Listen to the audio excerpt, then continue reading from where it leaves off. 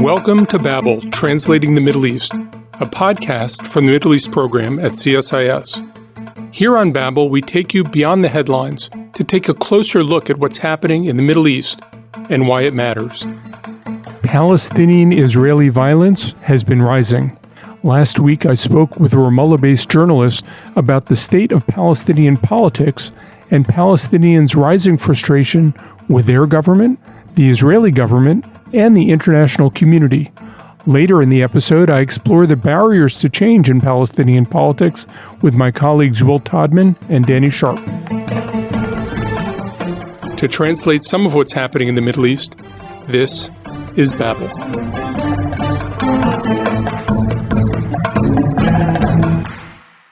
Dalia Hatuqa is an independent journalist focusing on Palestinian and Israeli domestic politics. She's published widely in leading outlets around the world. Dalia, welcome to Babel. Thank you for having me. So Palestine's last presidential elections were 18 years ago. Its last legislative elections were 17 years ago. When we talk about Palestinian politics, in that kind of system, what are we even talking about? Basically, Mahmoud Abbas has been at the helm of the Palestinian Authority, like you said, for many, many years. His health isn't very well, and it seems that he doesn't really relate to what people want or need. I mean, the fact that we've been seeing the emergence of so many armed groups and the fact that there are polls that suggest that people support these groups tells you the kind of overwhelming feeling that's been going on in the West Bank. People no longer believe in the Palestinian Authority. They don't believe in its capacity to do anything because the whole idea behind the Palestinian Authority was that it was temporary, it was supposed to lead to a Palestinian state. But not only has a Palestinian state not been founded, but we have 500,000 Israeli settlers. And these settlers are rampaging through the West Bank. Nobody's stopping them. I mean, I was just watching a video of Mohammed Shtaya, the Palestinian prime minister, trying to talk about the fires that the Israeli settlers set in the West Bank. And this man was yelling, like, right behind him. And he asked him, like, why are you yelling? Can you tell us what's going on? And the guy's like, my house was burned down. You guys, the Palestinian Authority, have so many security forces, so much money is pumped into the security forces, and yet the security forces do nothing to protect Palestinian residents from settlers. So people are angry, and rightly so, and they've been angry for quite a long time. So that's why you're seeing people supporting these groups that aren't really affiliated with the traditional factions, because even the traditional factions, they're all under Abbas's wing, so to speak, because he controls the PLO's money, the PLO's budget that's distributed to these factions. They sit there, in these PLO meetings, and he just, says whatever he wants to say. And these factions just rubber stamp what he says. For many young Palestinians, Mahmoud Abbas is the only Palestinian president they've ever known. The Palestinian Authority, for even a larger number of Palestinians, is the only governance body they've ever lived under. What's their attitude toward politics, toward government, toward their own future? From talking to a lot of younger people, I get a sense, basically, they don't see a future. A lot of people want to leave the West Bank, more so in Gaza, where the Gaza Strip is under siege, both by Israel and Egypt, and they don't see a future. And they definitely do not see their own aspirations, their own dreams and visions of the future in this man who's almost 90, and he doesn't speak to them. I don't remember the last time he was on the street talking to people. The younger generation, they'll tell you that this man doesn't mean anything to them, and that they're thinking, okay, who's going to be next? And unfortunately, people don't believe that there is a proper method or a proper process that will bring about a new president for the Palestinian Authority. So who's going to have a say in succession to Mahmoud Abbas? That's the thing. We don't know. A lot of fingers are being pointed at Hussein al-Sheikh, who's his right-hand man, and he seems to be getting groomed for the position of Palestinian Authority president. I don't know if Mahmoud Abbas has a say in it. I think the Israelis might, the Americans might as well. but he's definitely not the right person for the job as far as Palestinians are concerned. I think the Palestinians want real elections and not for Fatah to take over like it always does. At the same time, you've got Hamas trying to make use of this volatile situation to gain political points, like the Hamas bloc won at the elections of Bir Zayt. And these university elections are usually markers of wider feelings. So the fact that Hamas has won these elections is reflective of how people feel, actually.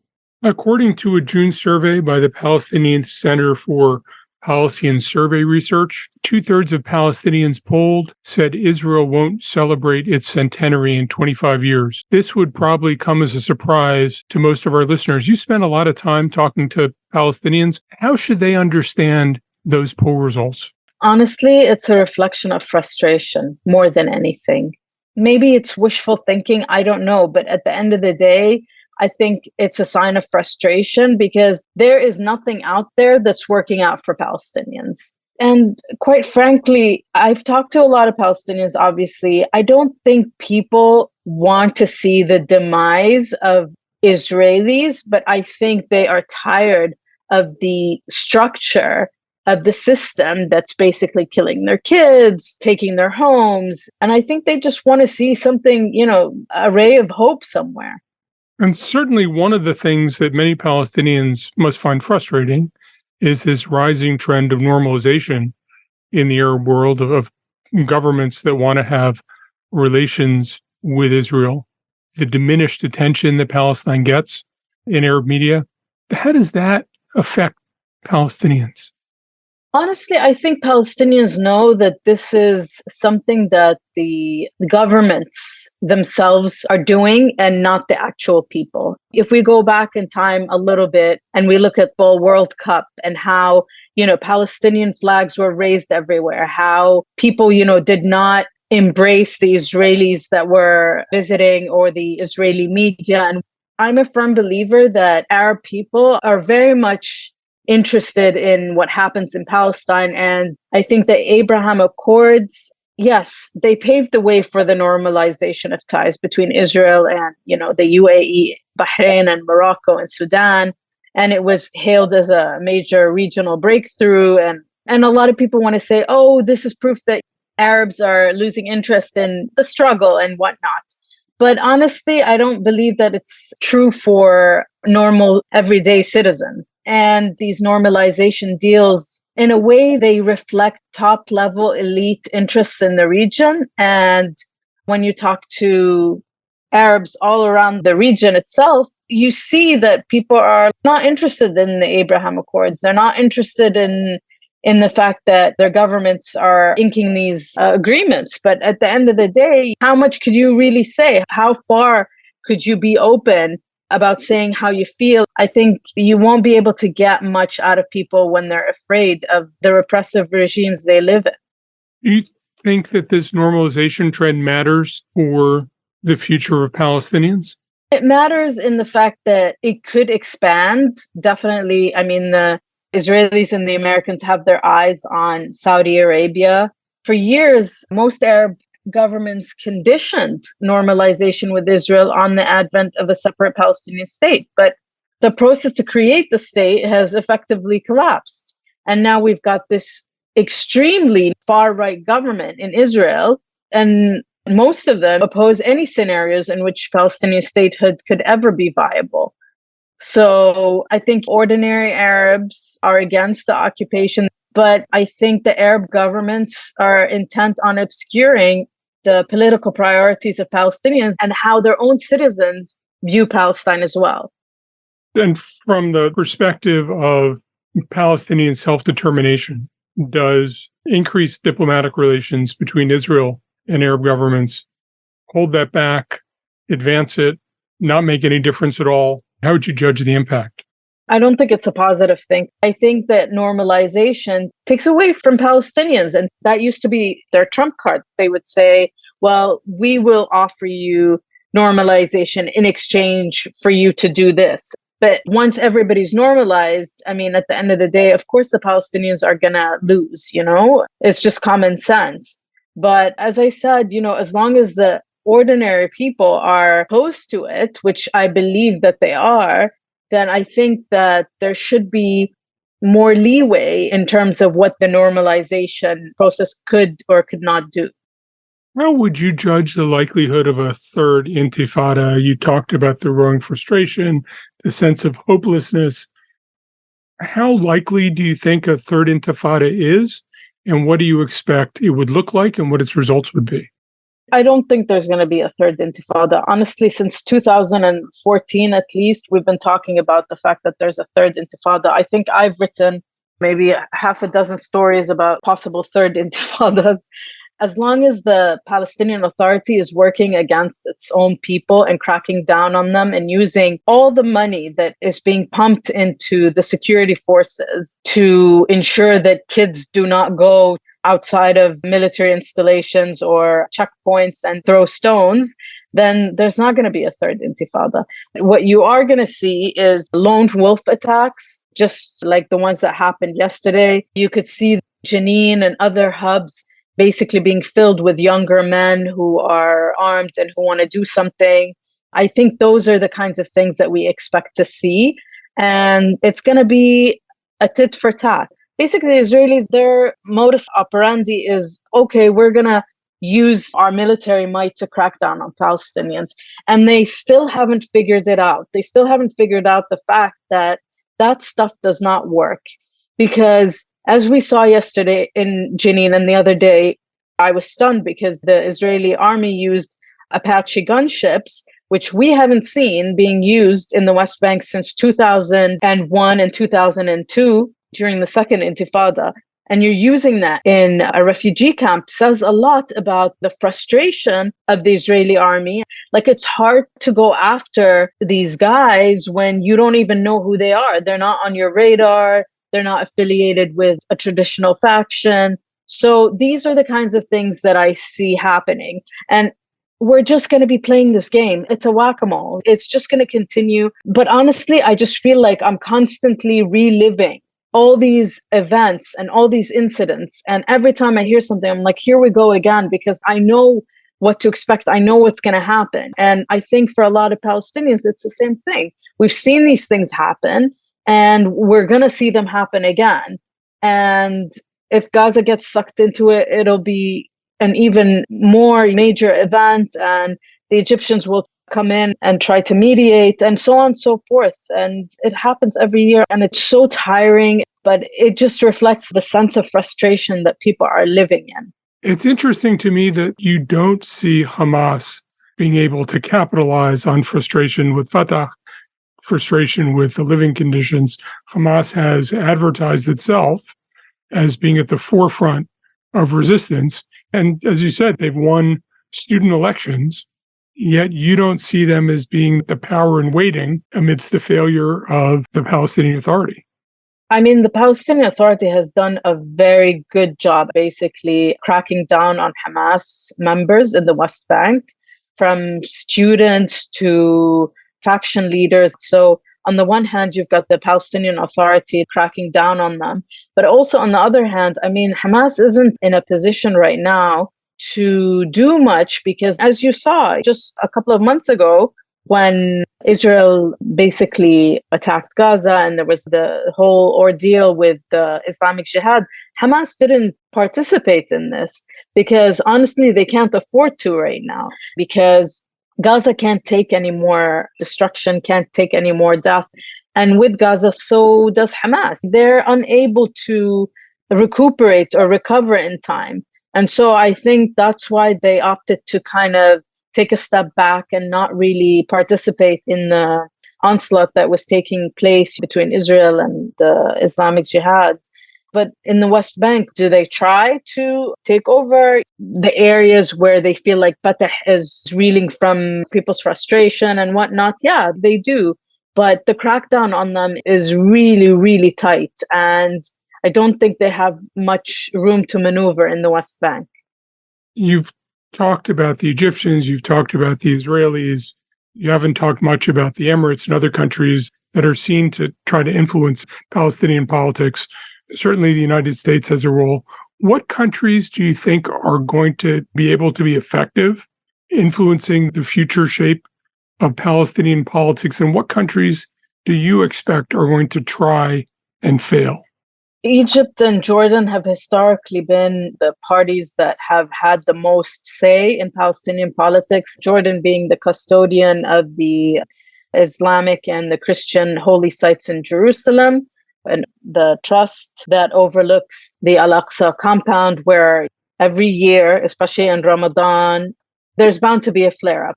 So there's Jordan on the one hand, and Egypt, obviously, because it's technically controlling the entrance and the exit points of Gaza, but also because they have this love-hate relationship with Hamas, and so they have a say with it.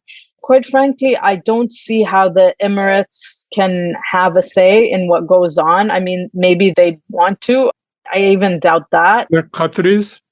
The Qataris do as well, absolutely, yes, especially with funds and money and the relationship with Hamas and the Brotherhood, definitely. But the Emiratis, I think, are more interested in basically the relationship with Israel. And it's more a relationship that's based on technology and doing business and whatnot. I don't think that on the political level, the UAE really cares about Palestinians. Will the Saudis, do you think, try to weigh in as they have a more expansive regional policy? I think the Saudis work behind the scenes and they work slowly but surely. But I think there might be changes once the current king passes away and MBS takes over. I don't know how his method is going to look like, but I think we'll definitely be seeing some changes. I think Saudi people are not okay with an outward normalization with the Israelis. I don't see them as being okay with it.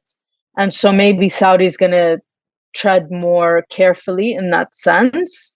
But I do see that they do play a certain role, but the certain role is more behind the scenes, and it's not always as outward and forward as the role of Jordan and Egypt. And how do you see the U.S. and Europe, clearly interested over decades in this problem?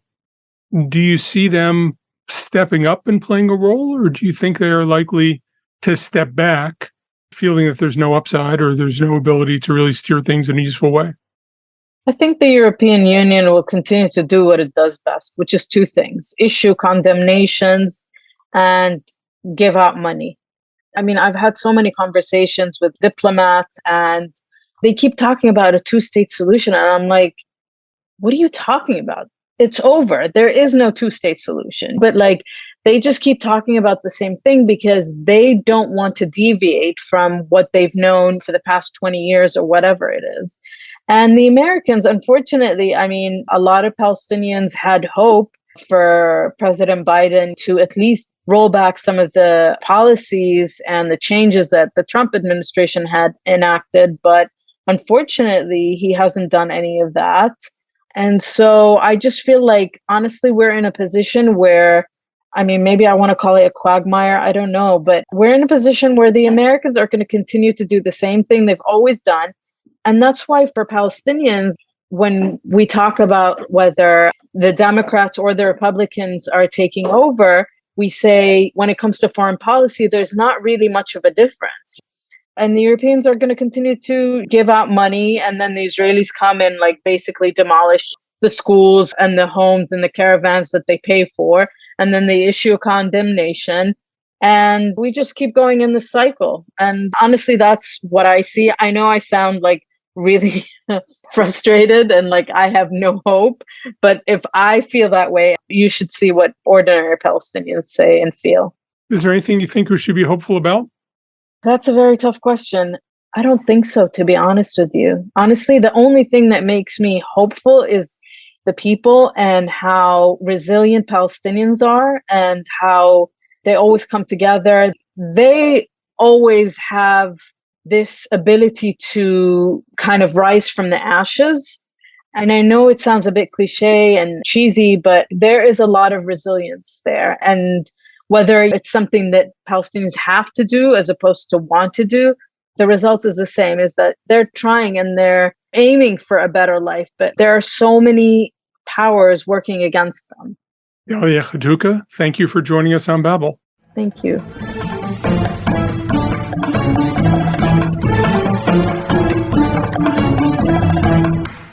I think the Israeli-Palestinian conflict is a common gateway to Middle East studies writ large, at least for American students. It certainly was for me.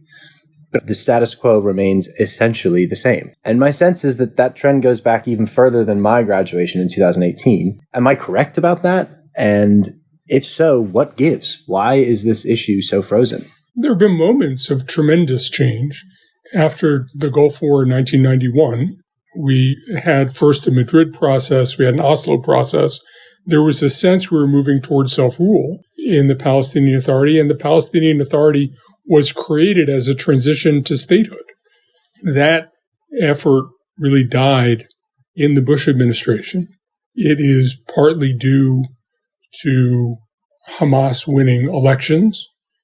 It is partly due to Gaza being split off politically from the West Bank. It's partly due to Israelis being increasingly skeptical that this was a course to follow, and it's partly due to the Palestinian Authority settling in to its patterns of working with the Israelis, working with Palestinians, working with others, but not really working toward self-determination. I think you ended up with a series of interests that ended up freezing a conflict that looked like it was moving forward, took away the urgency for moving forward on the conflict, and we are remarkably in a similar place now to where we were 10 years ago. 10 years before that, people would say, wow, this is really moving. This isn't stable. But it's proved remarkably stable. My first time visiting Palestine was when I was 18, and I did a summer camp in Nablus in the West Bank. And it was a volunteer camp where in the morning we would volunteer in a school with Palestinian refugees, and in the afternoon we did lectures. And these lectures were on refugee return, settlements, administrative detention, which is Israel's arrest of Palestinians without charging them or giving them a trial, water rights. When I look at the situation today, there has been basically no progress on any of those issues. And so I agree, for Palestinians, this has been static. But I think the fact that there was this hope in the 90s and early 2000s that things were moving in the right direction, that then has ended. And now there's really a feeling, as Dalia said, the two-state solution is dead. And so I would say that lack of progress is not the same as actually being static, and that actually now things have shifted in quite an important way, which is now talking about the two-state solution is difficult to justify when you look at conditions today. And so from that perspective, things really have shifted. And I think now we're talking about what might a one-state solution look like. Is there a way of settling this conflict in a way that doesn't end up with a two-class system where Palestinians are treated extremely differently to Israelis? I think Israelis and many in the international community have concluded that maybe this conflict doesn't need to be solved. There was a sense of urgency that I used to sense. That has sort of gone away. Israelis have assimilated the idea that you don't ever really have to resolve this. And to me, that sort of stands in contrast to the poll that I mentioned in the conversation with Dalia, that 2/3 of Palestinians think that Israel won't exist in 25 years. That seems to me to be tremendously wishful thinking, but also a sense that neither side sees a real necessity to move from wishful thinking to some sort of durable compromise, because neither side has any confidence that a compromise will solve the problem. What I see emerging is a growing consensus the problem is simply insoluble. And I completely agree, John. And I think on one level, things haven't changed for Palestinians. Maybe on the other side, there has been this important shift for Israelis where the general Israeli perhaps feels more secure now than they did a few decades ago. They have found ways to largely reduce some of the greatest security concerns. And so this is less of a pressing issue. But the Israelis also feel that cracking down on security, being tougher, giving fewer compromises to the Palestinians has brought Israelis more security and not less. And there's a whole generation of Israelis who've grown up and they've said greater separation works, tighter security works.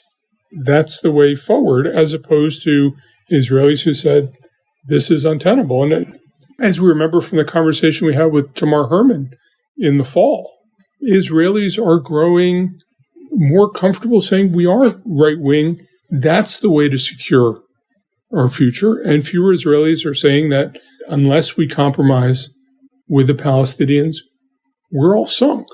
How would each of you evaluate that idea that the status quo is tenable, that it can be maintained indefinitely? Because maybe I'm just naive, but I can think of any number of things that might change and turn a stable status quo into crisis pretty quickly.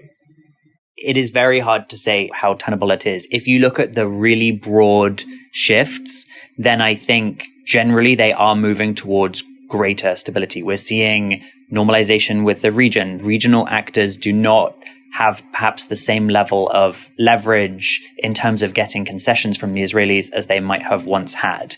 At the same time, when you have so much disillusionment with the political system, it's very, very hard to predict what that looks like in the West Bank going forward. All of the sort of tinder is there. Israelis talk increasingly about the tension between being a democratic state and a Jewish state. And it seems to me that that's where at some point you run out of road, that there's a problem with democratic states with large numbers of people with no hope for citizenship, who have different kinds of life chances based on their birth origin. Israel demographically has a challenge that both the Arab population, the ultra-Orthodox population, are growing more quickly than the secular Jewish population, which arguably was at the forefront of the state for 75 years. None of those are acute, but it feels to me like the course that Israel is on is a course that will have a moment of reckoning at some point in the future. I think the course that Palestinians have been on for quite some time have created a moment of reckoning. And you could look at what Dalia Hatuqa said and say that that's led to a complete dead end. And so that's what I'd like to drill on as we finish. Looking specifically at the Palestinian side, I can't seem to make sense of this contradiction that Dalia raised. If Palestinians are so united in their distaste for Abu Mazen, why are Palestinian politics so frustrating? Why has there been no substantial change or progress? Because the institutions are weak, because a combination of internal and external forces want to keep those institutions weak. One of the things she mentioned briefly was the rise of some of these ad hoc groups, the Lions Den and others. I think a sign probably of desperation and frustration. But as we've seen throughout the rest of the Arab world and Iran, these groups that come out of desperation can't really create change. It requires some form of organization.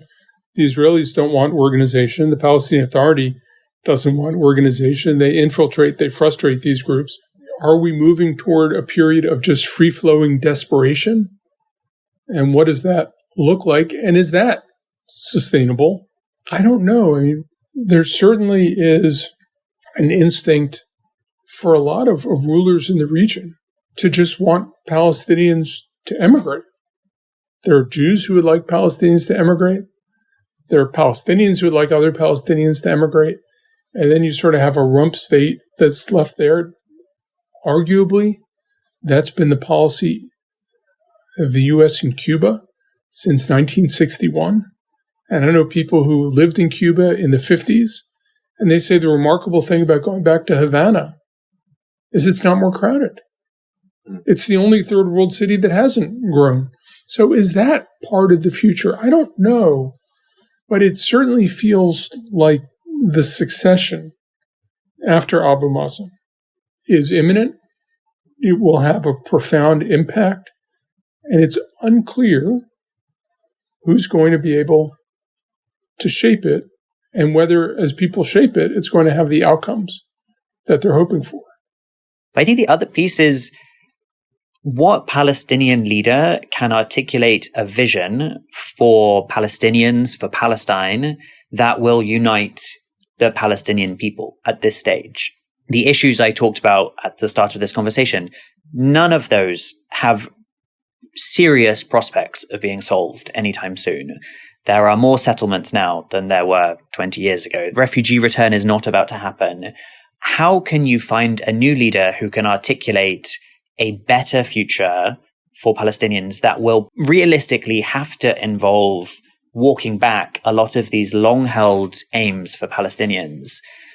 I think that is a almost impossible job, and I think that's probably why we haven't seen someone emerge as a real alternative to Abbas at this stage. And it's a hard task to be a leader of the Palestinian community. I mean, you have to, on the one hand, convince the Palestinian population that you're extracting the maximum amount, while also convincing Palestinians to walk back some of their demands. And I think striking that balance and winning the confidence of Israelis and others that this actually is going to lead to a solution. That's where the difficulty is. But Israelis have so many opportunities to frustrate a new Palestinian leader and undermine a new Palestinian leader. I often thought during the Bush administration that the best thing that the Israelis and the Americans could do to empower Abu Mazen was to let him win a few battles against the U.S. and the Israelis, give him credibility for hanging tough and extracting things. But he was never really able to turn that corner. Overwhelming number of Palestinians believe they're worse off rather than better off. And how you get to a point where a Palestinian leader can say, no, negotiations will make things better is as much a responsibility for Americans and Israelis as it is for Palestinians. And I don't know who that leader is going to be, and I don't know how that leader is going to come to power when Mahmoud Abbas leaves the scene. Maybe if we have a few more conversations, we'll be able to solve it. But in the meantime, John, Will, thank you for joining me. Thanks, Danny. Thank you. Thanks for listening to Babel. If you enjoyed this episode, please subscribe to the podcast on iTunes or Spotify or wherever you listen to podcasts. You can find more analysis on this topic linked in the show notes on the CSIS website, and you can find us on Twitter at CSIS Mideast.